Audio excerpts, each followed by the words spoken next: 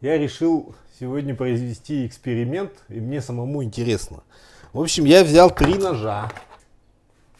Мой новый якутский нож. Вот, один из самых недорогих ножей. Вот. Обычный кухонный нож. И мне вот подарили в Саранске, ну, это не национальный мордовский нож, но у него фишка в том, что у него рукоятка из дуба, тысячелетнего дуба, который лежал на дне реки. Вот, и сейчас я попробую этими ножами, как бы тест на мясо. И вот еще помидор у меня есть. Значит, будем делать вот такой надрез. Вот я пытаюсь резать вот обычным кухонным ножом. Но не получилось, но я вот как-то чувствую дискомфорт. Вот, теперь, значит, берем вот этот нож. Вот, смотрите, вот эта штука, да, она мне мешает. Это хорошо, наверное, в бою там колоть, да, вот, как стопор, да. А когда вы занимаетесь на кухне мясо, да, то вот эта штука, она мешает вот палец. И вот здесь вот эта выемка тоже совершенно лишняя. Вот, ну, неудобно, короче говоря. Держать неудобно. И резать тоже как-то дискомфортно. Якутский нож, значит. Вот, я держу его буквально 2 пальцами, вот смотрите. Вот. И он у меня вот абсолютно легко. Тут мясо еще подмерзшее, абсолютно легко нарезает. Попробуем это мясо отделить от кости, да? Тоже стандартная процедура. Там, где требуется усилие. Значит, где здесь? Вот здесь какой-то сустав, да, вот.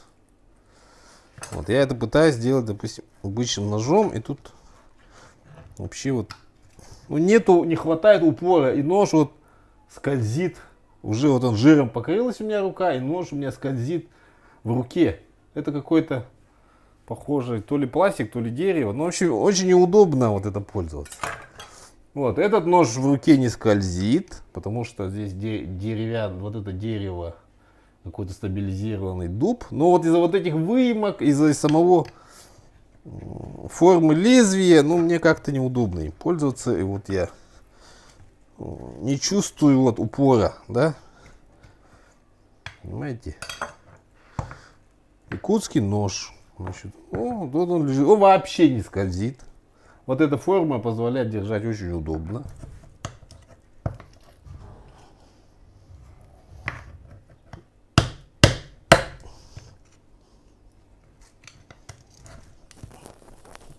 Вот руки стали жирные, вот, но упор все равно остается.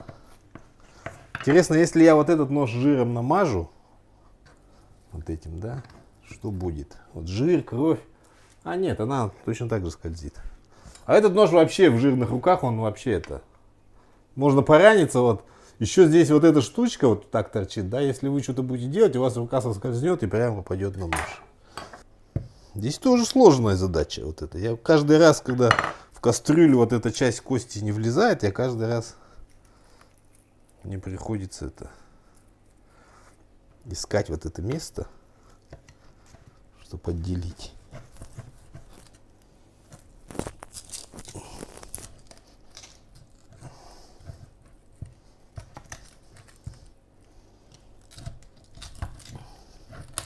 Вот, смотрите, вот. Наконец-то я нашел. Вот, и все. Вот этот сустав, значит, я разделил.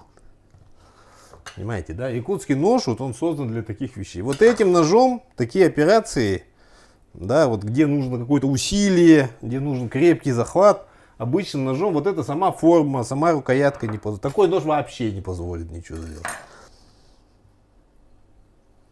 Вот этот нож острый. Вот он, помидор, вот в принципе мелко вот так нарезать помидор он позволяет. Этот нож тупой, им как бы вот так, ну, можно. Якутский нож берем, кстати, после всех этих манипуляций, да, смотрите, он может брить помидор. Он снимает с него вот Совершенно. То есть он вот после вот всех этих моих стучаний, вот этого всего, он вообще не, как сказать, не затупился ни на миллиметр. Он вот и совершенно с легким усилием вот он помидор бреет. Вот такая вот острота ножа. Но единственное, что вот этот нож недорогой, у него сталь 65Г, она ржавеет. Поэтому его надо насухо вытирать и хранить вот в якутских ножнах. Вот. Ни в коем случае нельзя класть в посудомойку или долго держать там в раковине в воде. Вот этот березовый капор сохнет и треснет. Ну, впитает воду и может треснуть.